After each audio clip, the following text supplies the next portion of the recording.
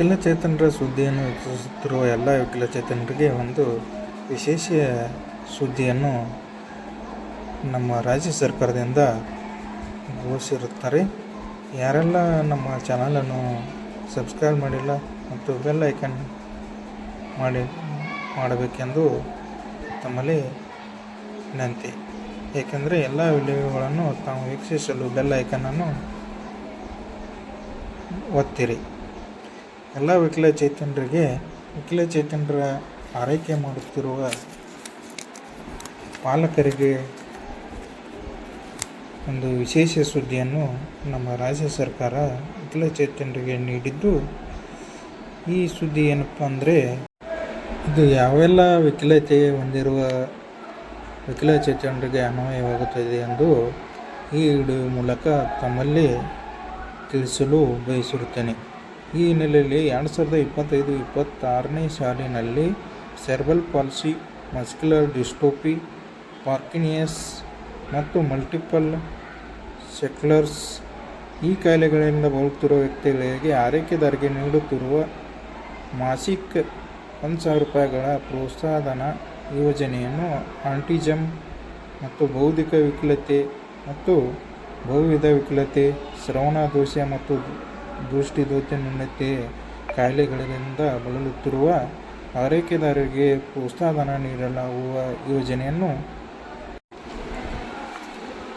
₹1,000 ವೆಚ್ಚ ಭರಿಸಲು ಈ ಯೋಜನೆ ಸಂಬಂಧಿಸಿದ ತಡೆಪಟ್ಟಿಯೊಂದಿಗೆ ಆಡಳಿತಾತ್ಮಕ ಮಂಜೂರಾತಿ ನೀಡಿ ಆದೇಶ ಹೊರಡಿಸುವಂತೆ ಕೋರುತ್ತಾರೆ. ಮೇಲೆ ಈ ಟಿಪ್ಪಣಿಯಲ್ಲಿ ಆರ್ಥಿಕ ಇಲಾಖೆ ಸೆರೆಬ್ರಲ್ ಪಾಲ್ಸಿ ಮತ್ತು ಮಸ್ಕ್ಯುಲರ್ ಡಿಸ್ಟ್ರೋಫಿ, ಪಾರ್ಕಿನ್ಸನ್ಸ್ ಮತ್ತು ಮಲ್ಟಿಪಲ್ ಸ್ಕ್ಲೆರೋಸಿಸ್ ಕಾಯಿಲೆಗಳಿಂದ ಬಳಲುತ್ತಿರುವ ವ್ಯಕ್ತಿಗಳಿಗೆ ಆರೈಕೆದಾರರಿಗೆ ನೀಡುತ್ತಿರುವ ಮಾಸಿಕ ₹1,000 ಪ್ರೋತ್ಸಾಹಧನ ಯೋಜನೆ ಆಟಿಸಮ್, ಬೌದ್ಧಿಕ ವಿಕಲತೆ, ಬಹುವಿಧ ವಿಕಲತೆ, ಶ್ರವಣ ದೋಷ, ದೃಷ್ಟಿ ನ್ಯೂನತೆ ಕಾಯಿಲೆಯಿಂದ ಬಳಲುತ್ತಿರುವ ಆರೈಕೆದಾರರಿಗೆ ಪ್ರತಿ ಮಾಹ ₹1,000ಗಳನ್ನು ಪ್ರೋತ್ಸಾಹಧನ ನೀಡಲಾಗುವ ಯೋಜನೆಯ ವೆಚ್ಚವನ್ನು ₹9,000 ಕೋಟಿ ಆಯಾಮದಲ್ಲಿ ಮೀಸಲಿರಿಸಿ ನಿಗದಿಪಡಿಸಿರುತ್ತದೆ.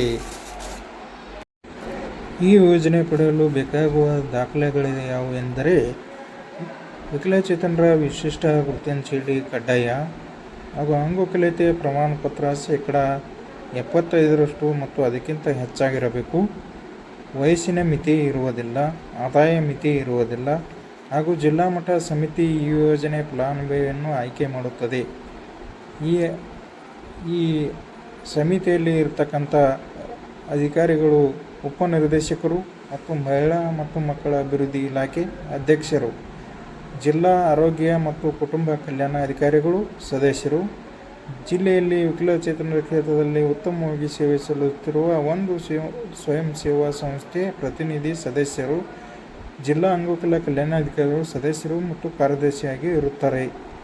ಜಿಲ್ಲಾ ಸಮಿತಿ ಆಯ್ಕೆಯಾದ ಫಲಾನುಭವಿ ಆಯ್ಕೆದಾರರು ಬ್ಯಾಂಕ್, ಅಂಚೆ ಕಚೇರಿಯ ಉಳಿತಾಯ ಖಾತೆ ಪ್ರೋತ್ಸಾಹಧನ ಜಮಾ ಮಾಡಬೇಕು.